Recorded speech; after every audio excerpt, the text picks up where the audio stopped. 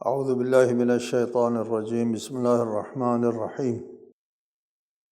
الحمد للہ رب العالمین، والصلاة والسلام علی اشرف الانبیاء والمرسلین وآلہ الطیبین الطاہرین۔ اعوذ باللہ من الشیطان الرجیم، وعباد الرحمن الذین یمشون علی الارض ہونا وإذا خاطبهم الجاہلون قالوا سلاما۔ سورۃ الفرقان آیت 63۔ اور رحمان کے بندے وہ ہیں جو زمین پر فروتنی دبے پاؤں چلتے ہیں، فروتنی سے دبے پاؤں چلتے ہیں، اور جب جاہل ان سے گفتگو کریں تو کہتے ہیں سلام۔ یہاں پہ اس آیت سے لے کر اگلی چند ایک آیات ہیں، متعدد آیات ہیں، 10-11۔ ان میں عباد الرحمن کے اوصاف بیان ہوتے ہیں، اور جو قابل توجہ ہے اور قرآنی تعلیمات کو اپنانے کے لیے ان آیات میں زرعین اصول موجود ہیں۔ عباد الرحمن، اس تعبیر میں بھی ایک اپنے مخلوق کے ساتھ اللہ تعالیٰ کی محبت اور پیار ہے۔ اس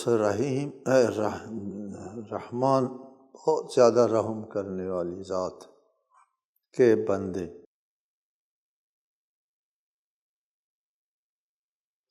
اس عباد کو، بندگی کو رحمان کی طرف نسبت دینے میں ایک اشارہ ہے کہ اے بندگان، تم ایسی ذات کے بندے ہو جو رحم سے عبارت ہے۔ کتب ربکم علی نفسہ الرحمہ، تمہارے رب نے اپنے اوپر رحمت کو واجب گردانا ہے۔ کتبہ واجب، اللہ کے اوپر کوئی اور تکلیف عائد نہیں کر سکتا، خود اللہ کر سکتا ہے۔ اللہ وعدے کی خلاف ورزی نہیں کرتا، خلاف ورزی نہ کرنے کے کسی نے اللہ کو حکم نہیں دیا، یہ اللہ خود اپنے اوپر یہ لازم قرار دیا ہے، خلاف ورزی نہیں کرے۔ اسی طرح جو ہے وہ قبائح کا مرتکب نہیں ہوگا، اللہ تعالیٰ کی ذات پاک و منزہ، وہ بھی اللہ تعالیٰ نے خود اپنی ذات پر واجب گردانا ہے رحمت کو، اس کے تم بندے ہو عباد الرحمن۔ عباد الرحمن ایسے زبان ہلانے سے نہیں ہوتا، یہ اس قسم کا معاملہ نہیں ہے جو آسانی سے آپ کے ہاتھ میں آ جائے، اور اس کے لیے آپ کو قرآنی معیار پر اترنا پڑتا ہے، اور اس میں 10-12 اوصاف اگلے آیات میں بیان ہوتے ہیں۔ پہلا وصف یہ ہے الذین یمشون علی الارض ہونا، زمین میں جب چلتے ہیں فروتنی کے ساتھ دبے پاؤں چلتے ہیں۔ اس کا مطلب یہ ہے کہ اللہ کے جو بندے ہوتے ہیں، اللہ کی بندگی میں ہوتے ہیں جو لوگ، اس میں فروتنی آتی ہے، اس میں انکسار آتا ہے، اس میں تواضع آتا ہے۔ وہ سجدے میں گرنے کی وجہ سے، رکوع میں جانے کی وجہ سے سر تا پا تواضع اور فروتنی کا مجسم ہوتا ہے عباد الرحمن، اور ان کی چال ڈھال سے پتہ چلتا ہے کہ کس نوعیت کا، کس نفسیات کا اور کس شخصیت کا مالک ہے۔ انسان کی چال سے، اس کی شخصیت سے بہت سے نقوش سامنے آتے ہیں۔ ایک، جب انسان چلتا ہے اس کا ضمیر مطمئن ہے، پرسکون ہے، اللہ کی بندگی کرتا ہے، اللہ کے ساتھ رابطے میں ہے، وہ ڈرتا ہے تو اپنے اللہ سے ڈرتا ہے، اپنے اللہ کے عذاب سے ڈرتا ہے، اپنے اللہ کی عدالت سے ڈرتا ہے، اور اگر وہ کسی کے ساتھ امید وابستہ کرتا ہے تو اپنے اللہ کے ساتھ امید وابستہ کرتا ہے۔ دنیا میں جو لوگ اس کو دیکھ رہے ہوتے ہیں وہ اس کے اعتنا میں نہیں آتا، یمشون علی الارض ہونا، اطمینان سے جاتا ہے۔ کیا کام ہے؟ لوگ اس کو دیکھ رہے ہیں تو کیا کروں؟ وہ اپنے سکون اور اپنے ضمیر کی ترجمانی جو ہے وہ اس کی چال کرتی ہے، اس کے ضمیر اور اس کے اندرونی شخصیت کی ترجمانی جو ہے اس کی چال کرتی ہے۔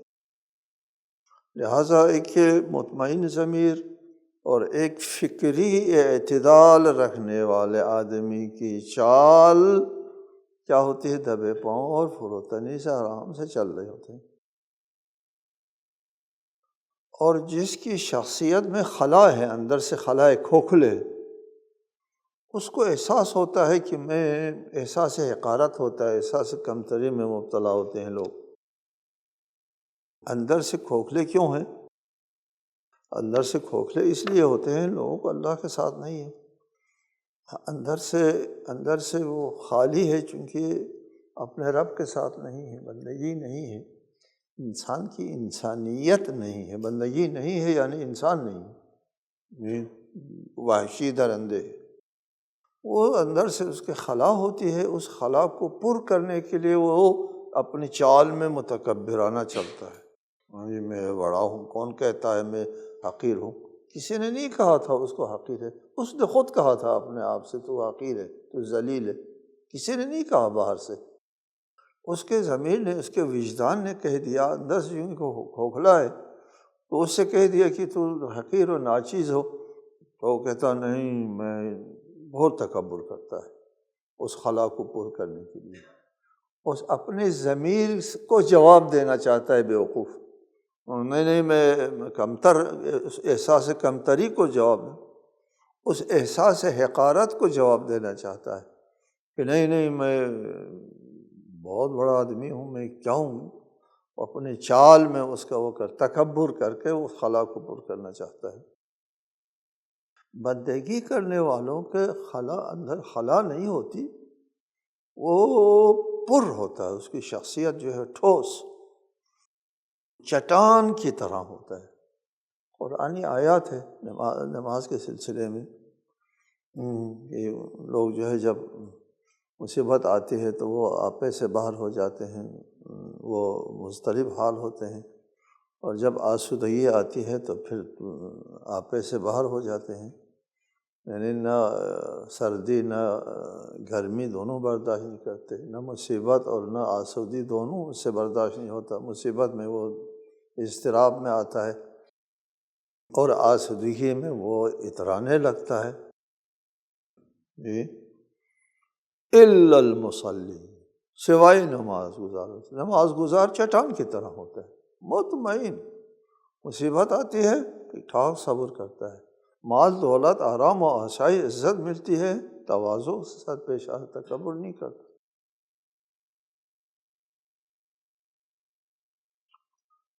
دیکھیں عباد الرحمن کی سب سے پہلی صفت جو ہے تواضع ہے، بڑی بات ہے، قابل توجہ ہے، تواضع۔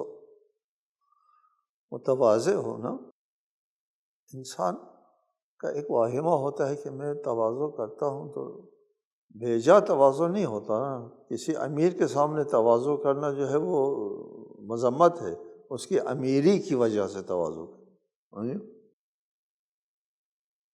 خدا کے بندوں کے سامنے بندے خدا ہونے کے وجہ استاد ہے یا اپنا ساتھی ہے، آپ جیسے ساتھی ہے، ساتھی کے ساتھ تواضع کے ساتھ پیش آنا، احترام کرنا۔ جب آپ اس کو احترام دیں گے، تواضع کریں گے، وہ جواباً آپ کو تواضع کریں گے۔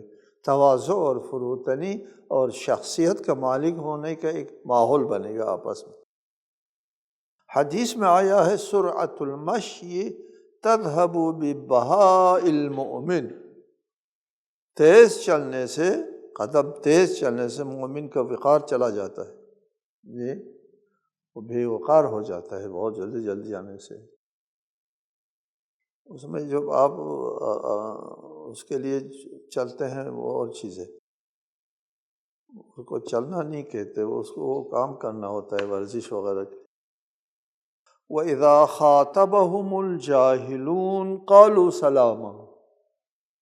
یہ بھی ایک تقدیر ساز ہے شخصیت کی تعمیر کے لیے، شخصیت کی تعمیر کے لیے۔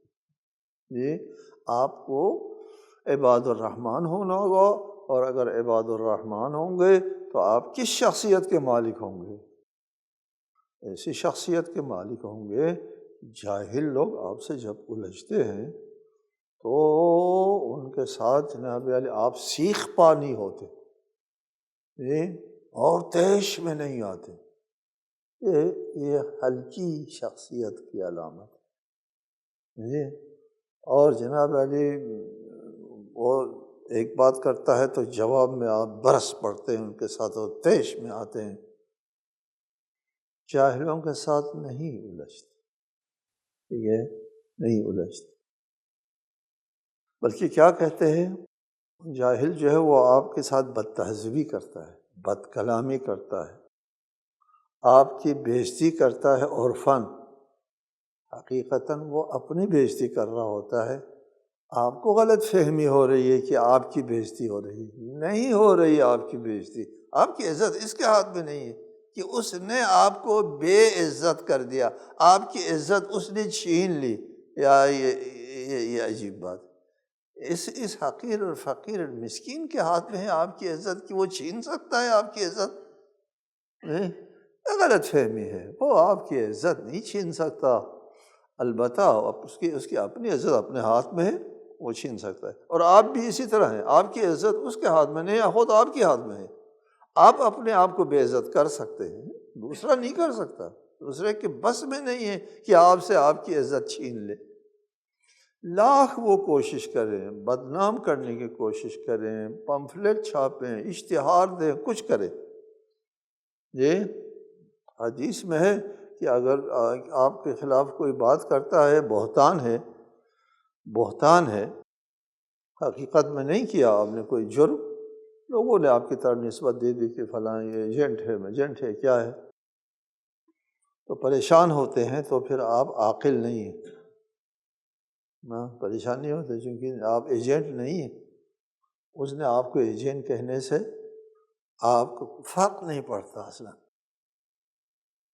تیش میں نہیں آنا چاہیے، پریشان نہیں ہونا چاہیے۔ ہاں اگر آپ معاذ اللہ فی الواقع ایجنٹ ہے، آپ نے چھپا کے رکھا ہے کہ وہ فاش ہو گیا، پھر تو پریشان ہونا چاہیے، اے یار یہ بری بات ہو گئی، یہ فاش ہو گئی، لوگوں کو پتہ چل گیا، پھر تو پریشانی ہے نا کہ واقعیت ہے۔ تو اگر واقعیت نہیں ہے کوئی پریشانی نہیں ہے، کوئی آپ کی عزت جو ہے وہ چھین نہیں سکتا، کچھ بھی کرے وہ کچھ نہیں کر سکتا آپ کے خلاف، اس کو یاد رکھیں۔ کوئی اگر نازیبا حرکت کرتا ہے آپ کے خلاف، باتیں کرتا ہے کہ جی اس نے میری بےعزتی کر دی، یہ جھوٹ ہے، اس نے بےعزتی نہیں کی، آپ کی عزت اس کے ہاتھ میں نہیں ہے۔ ہو سکتا ہے کبھی کبھار جو ہے وہ نادانی سے خود آپ اپنی بےعزتی کریں۔ وَإِذَا خَاطَبَهُمُ الْجَاهِلُونَ، جاہل لوگ اگر اس سے گفتگو کریں، بدتمیزی کریں، بد تہذیبی کریں تو کیا جواب دیں گے وہ؟ جی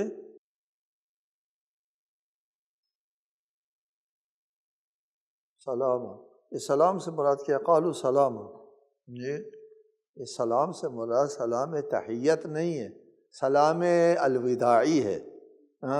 جس طرح جی پہلے اس کا تو خدا ہی حافظ، ہم نہیں کہتے، یعنی کوئی اس کا معاون نہیں ہے۔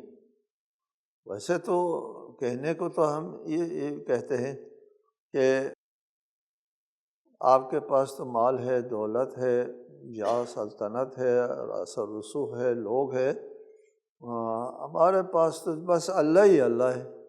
اچھا آپ کے پاس اللہ ہی اللہ ہے تو آپ کے پاس کچھ بھی نہیں ہے۔ اگر آپ کے پاس اللہ ہے تو پھر سب سے زیادہ طاقتور آپ ہیں۔ یہ کیا مطلب؟ آپ کے پاس اثر رسوخ ہے، دولت ہے، مال ہے، ہمارے پاس صرف اللہ ہے، ہمارے پاس تو اللہ ہی اللہ ہے، ہم اللہ کو کچھ نہیں کی جگہ پر رکھتے ہیں نا۔ یہاں سلامہ یہی ہے، سلامت سے نہیں ہے، تحیت نہیں ہے جی، جس طرح ہم کہتے خدا حافظ، جاؤ جاؤ جی جاؤ کی جگہ ہے، جاؤ جی جاؤ سلام، جاؤ جی جاؤ کہنا بھی الجھنا ہے، اچھا جواب نہیں ہے سلام، یہ اس کو چھوڑ دیں، اس کو اپنی جگہ رہنے دیں، اس کے ساتھ نہ الجھیں، اس کے ساتھ تلخی ملخی نہ کریں۔ اس کو یاد رکھیں، یہ آپ کی شخصیت کی تعمیر کے لیے بنیادی چیز ہے۔ معاشرہ جو ہے وہ اچھا نہیں ہوتا، دنیا میں نہیں ہوتا، معاشرے اچھے نہیں ہوتے، کہیں بھی جائیں آپ معاشرہ اچھا نہیں ہوتا، اکثریت جو ہے وہ بدتمیز لوگ ہوتے ہیں، بد تہذیب لوگ ہوتے ہیں، ٹھیک ہے، وہ اچھی طرح پیش نہیں آئیں گے آپ کے ساتھ، تو ان کے ساتھ نہ الجھنا اور اپنی شخصیت کی سنگینی دکھانا ہے۔ اچھا بھائی ٹھیک ہے جی کر کے یہ سلام کی جگہ ٹھیک ہے کر دے، ٹھیک ہے جی، وہ بد تہذیبی کرتا ہے آپ جی، اور آپ کہتے ہیں ٹھیک ہے جی یہ چھوڑ دیں اٹھ جائیں، ٹھیک ہے جی۔ وَإِذَا خَاطَبَهُمُ الْجَاهِلُونَ قَالُوا سَلَامًا، یہ اخلاق کس میں آئے گا، یہ شخصیت کس میں آئے گی؟ اس میں جو اندر سے پر ہے، اندر اس کی شخصیت میں خلا نہیں ہے، کھوکھلا نہیں ہے، وزندار شخصیت کا مالک ہے۔ وہ کب ہوتا ہے شخصیت کا مالک؟ عباد الرحمن ہونے کی وجہ سے۔ یہ عباد الرحمن کیا اوصاف ہے؟ ہر ایک کی نہیں، یہ دوسرے لوگ ایسا نہیں ہو سکتے کہ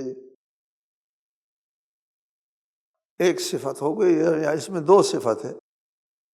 ایک صفت یہ ہے کہ چال جو ہے وہ اس میں تواضع ہے، اور وہ اپنی شخصیت کو چال کی ترجمانی میں بتا دے لوگوں کو کہ آپ کس قسم کا بندہ ہے۔ دوسری خصوصیت یہ ہے کہ لوگوں کے ساتھ الجھتے ہوئے آپ کس طرح پیش آتے ہیں، وہاں آپ کی شخصیت سامنے آتی ہے۔ کھوکھلے ہیں تو طیش میں آتے ہیں، لڑتے ہیں جھگڑتے ہیں، گالم گلوچ تک نوبت آتی ہے، پھر ہاتھا پائی تک نوبت آتی ہے، نہیں ہوتے ہیں نا ایسے۔ لیکن اگر آپ کی شخصیت جو ہے اندر سے پر ہے تو اصلاً تلخ کلامی تک نوبت نہیں آتی، خواہ وہ کتنی بدتمیزی کرے آپ کے ساتھ، جی آپ درگزر کرتے ہیں۔ یہ شجاعت ہے، یہ بھی ایک شجاعت ہے جی، وہ اندر سے خلا نہیں، کھوکھلا نہیں ہے، شجاع ہوتا ہے، درگزر کرتا ہے، چھوڑو جی، اچھا جی اچھا جی اچھا اچھا اچھا کر کے جاتے ہیں۔ ہم سلام کی جگہ اچھا کا لفظ رکھ سکتے ہیں۔ تیسری صفت وَالَّذِينَ يَبِيتُونَ لِرَبِّهِمْ سُجَّدًا وَقِيَامًا، عباد الرحمن کی تیسری صفت یہ ہے کہ اپنے پروردگار کے حضور سجدے اور قیام کی حالت میں رات گزارتے ہیں۔ انسان ایسے تو کھوکھلا ہونے سے نہیں بچتا، انسان شخصیت کس وقت حاصل کر سکتا ہے کہ وہ رات گزارتے ہیں۔ یبیتون بیتوتا رات گزارنا، سجدہ اور قیام کی حالت میں، پوری رات نہیں، رات کا ایک حصہ، رات کا ایک حصہ سجدہ اور قیام کے حالت میں گزارتے ہیں۔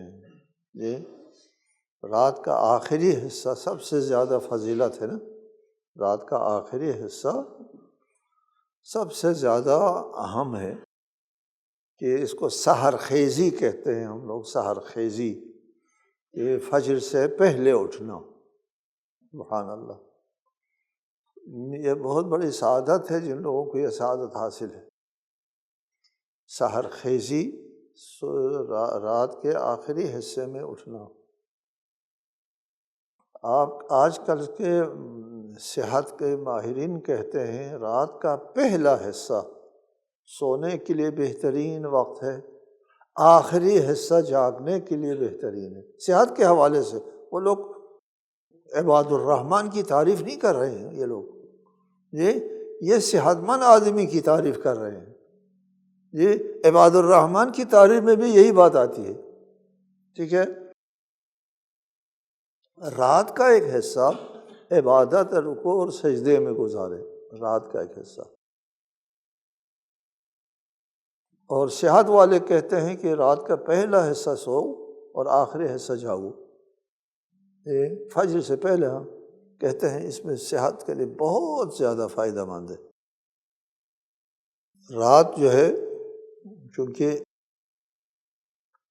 عبادت کے لیے موزون ہے، سکون ہے، دنیا خاموش ہے، باقی لوگ سو رہے ہوتے ہیں، اور آپ جب اٹھ کے عبادت کرتے ہیں تو کسی کو پتہ نہیں چل رہا ہوتا، اور اس وقت عبادت بھی ہوتی ہے، انسان کو حضور قلب بھی ہوتا ہے، سکون بھی ملتا ہے، اور اللہ تعالیٰ کو بھی زیادہ پسند ہے۔ مومن کی صفت ہے، مومن کی صفت حدیث میں، یہ حدیث قابل توجہ ہے۔ مومن کون ہوتا ہے؟ مومن رہبان باللیل اسد فی النہار، رات کے راہب یعنی عبادت گزار ہوتے ہیں، اور دن کے شیر، ٹھیک ہے۔ اسلام یہ ہمارا دین ہم کو کس طرح دیکھنا چاہتا ہے، ہماری شخصیت کی کیسی تعمیر کرنا چاہتا ہے؟ رہبان اللیل اسد فی النہار، بالنہار، رات کے عابد دن کے شیر، یہ دیکھنا چاہتا ہے۔ رات کو وہ کیا کرے، دن بھر شیر بن کر کے جفا کشی کرے، محنت کرے، دوڑ دھوپ کرے، کمائی کرے، اپنے اور اپنے اہل عیال کو پالے، ان کی عزت اور آبرو کا حفظ کرے کما کے، ٹھیک ہے جی، اس میں فضیلت ہے نا، عبادت ہے نا۔ فقیر اور مسکین نہ رہے، کسی کے سامنے ہاتھ نہ پھیلائیں، دن کا شیر کام کرتا ہے، محنت کرتا ہے، دوڑ دھوپ کرتا ہے، رات کو تھوڑی دیر چارج ہوتا ہے، سو کے چارج ہوتا ہے، اور پھر اس کے بعد نفسیاتی چارجنگ کرتے ہیں اٹھ کے نمازیں پڑھ کے۔ یہ حضور سے فرمایا نا کہ قم اللیل الا قلیلا، رات کو اٹھ کر کے عبادت کرو۔ انا سنلقی علیک قولا ثقیلا، ایک بہت بڑا بوجھ ہم ڈالنے والے ہیں، رات کو اٹھ کر عبادت کرو، اپنے آپ کو عبادت کے ذریعے قوی کرو۔ چوتھی صفت، والذین یقولون ربنا اصرف عنا عذاب جہنم ان عذابها كان غراما انها ساءت مستقرا ومقاما۔ اور جو یوں التجا کرتے ہیں، عباد الرحمن اس طرح التجا کرتے ہیں، اے ہمارے رب، ربنا، اے ہمارے رب۔ لوگ رب کا معنی ہے پالنے والا کہتے ہیں، صحیح نہیں ہے، پالنے والا نہیں، رب کا معنی مالک، اے میرے مالک، ہمارے مالک، ہمیں عذاب جہنم سے بچا، بے شک اس کا عذاب تو بہت بڑی تباہی ہے، ان عذابها کان غراما، بے شک جہنم تو بدترین ٹھکانہ اور بدترین مقام ہے، انہا ساءت مستقرا ومقاما۔ چوتھی صفت عباد الرحمن کی خوف ہے، خوف، ٹھیک ہے۔ اپنی جگہ یہ بات جو ہے وہ ایک مفصل یہاں تعلیم ہے اسلامی تعلیمات میں، کہ انسان کو خوف و رجا کے درمیان میں ہونا چاہیے، ٹھیک ہے۔ وہ لوگ اللہ کا بندہ نہیں جو کہتے ہیں ہم نہ جائیں جنت میں، اور پھر کون جائے گا، یہ جنت ہمارے میراث، یہ اللہ کے بندے نہیں ہیں۔ خوف ذرہ برابر خوف نہیں، اور رعونت کے ساتھ کہتے ہیں پھر کون جائے گا جنت میں اگر ہم نہ جائیں۔ وہ مذہب کے حقانیت کو اپنی حقانیت میں دیکھتے ہیں، یار تمہارا مذہب صحیح ہے، تو صحیح نہیں ہے، تو تیرے مذہب پر عمل نہیں کرتا۔ مذہب کے صحیح ہونے کو دلیل بناتے ہیں میرے اپنے صحیح ہونے پر، یار تو اور ہے، تیرا مذہب اور ہے، مذہب پر عمل کرو تو ٹھیک، ایک ہو جائے تو ٹھیک ہے، ایک نہیں ہے، کہاں مذہب کہاں تو۔ خوف، خوف جو ہے وہ انسان کی بندگی کا اہم ترین حصہ ہے۔ صرف خوف بھی نہیں، خوف اور رجا، خوف اور امید دونوں۔ حدیث میں ہے مومن کا خوف اور امید دونوں کو تولے تو وہ اس سے زیادہ ہو نہیں ہے، اس سے برابر۔ جتنا خوف ہے اتنی امید ہے، جتنی امید ہے اللہ تعالیٰ سے اتنا ہی خوف ہے۔ خوف کی وجہ سے وہ محرمات سے بچتا ہے، امید کی وجہ سے وہ عبادت کرتا ہے۔ خوف کے اپنے اثرات ہوتے ہیں، امید کے اپنے اثرات ہوتے ہیں، دونوں کے اثرات انسان پر مترتب ہوتا ہے تو وہ حرام کو چھوڑنے والا، واجبات بجا لانے والا عباد الرحمن بن جاتے ہیں۔ وہ اللہ کے بندے جو ہے وہ خوف خدا، عذاب سے خوف رکھتے ہیں اور اس سے بچنے کے لیے دعا کرتے ہیں، اور یہ بھی شعور ہے کہ عذاب کی نوعیت کیا ہے، عذاب کیا ہے۔ اللہ کی بندگی سے نکلنے کے بعد، اللہ سے اجنبی ہونے کے بعد ٹھکانہ جہنم ہے، اور جہنم کیا چیز ہے عباد الرحمن کو پتہ ہے کیا چیز ہے۔ انہا ساعت مستقر و مقام، وہ بدترین ٹھکانہ ہے۔ پانچویں صفت، یہ بھی آپ کے لیے شخصیت ساز، والذین اذا انفقوا لم یسرفوا ولم یقتروا وکان بین ذلک قواما۔ عباد الرحمن وہ لوگ ہیں جب خرچ کرتے ہیں تو نہ اسراف کرتے ہیں نہ بخل کرتے ہیں، بلکہ ان کے درمیان اعتدال رکھتے ہیں۔ اعتدال کتنا اہم ہے۔ اذا انفقوا، عباد الرحمن وہ ہے جب وہ خرچ کرتے ہیں۔ انفاق، انفاق نفقہ سے ہے، نفق کہتے ہیں سرنگ کو، سرنگ نفق، ادھر سے گیا ادھر سے نکل گیا۔ انفاق کیا ہے؟ ادھر سے کمایا اور ادھر سے دے دیا، اس لیے اس کو نفق کہتے ہیں۔ نفاق بھی اسی سے ہے، ایمان ادھر سے آیا ادھر سے نکال دیا۔ خرچ کرنا جو ہے،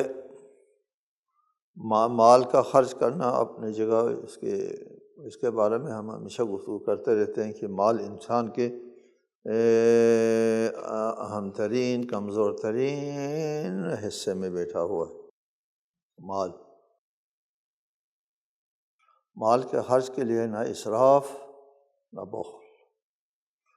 جہاں مال خرچ کرنا ہوتا ہے وہاں ٹھیک ٹھاک مال خرچ کرتے ہیں، انفاق کرنا ہوتا ہے۔ جہاں انفاق نہیں کرنا ہوتا ہے تو وہاں انفاق نہیں کرتے، اور نہ بخل کرتے ہیں۔ بخل تو بدترین صفت ہے نا انسان کی۔ جی، بخیل جو ہے وہ اس کی سوچ اور اس کی فکر جو ہے وہ اللہ تعالیٰ کے اوپر بدگمانی پر مبنی ہے۔ بخیل کی بہت بری صفت، بہت بری صفت ہے انسان کے اندر، بخل۔ خبردار بخل نہ کرو۔ اگر آپ کی طبیعت میں بخل ہے تو اس کو لگام دے دو، مجبور کرو اس طبیعت کو، اور ختم کرو، اور خرچ کرنے کی عادت ڈالو۔ کہتے ہیں نا اپنے اولاد کو پیسے ویسے دے دیا کرو، تمہارے اندر بخل چلا جائے، دینے کے عادی ہو جائے۔ نہ اسراف نہ بخل، دونوں درمیان میں رہے۔ اس کا مطلب یہ ہے کہ عباد الرحمن تمام معاملات میں اعتدال میں رہتے ہیں، افراط تفریط اس میں نہیں ہوتی، کوتاہی اور زیادتی نہیں ہوتی، ہر معاملے میں اعتدال کو سامنے رکھتے ہیں۔ کیوں اعتدال کو سامنے رکھتے ہیں؟ چونکہ وہ عباد الرحمن ہے، وہ کھوکھلا نہیں، اندر سے پر ہے، وہ شخصیت کا مالک ہے۔ اس کے اوپر بحث آئندہ انشاءاللہ تعالی۔ السلام علیکم ورحمۃ اللہ وبرکاتہ۔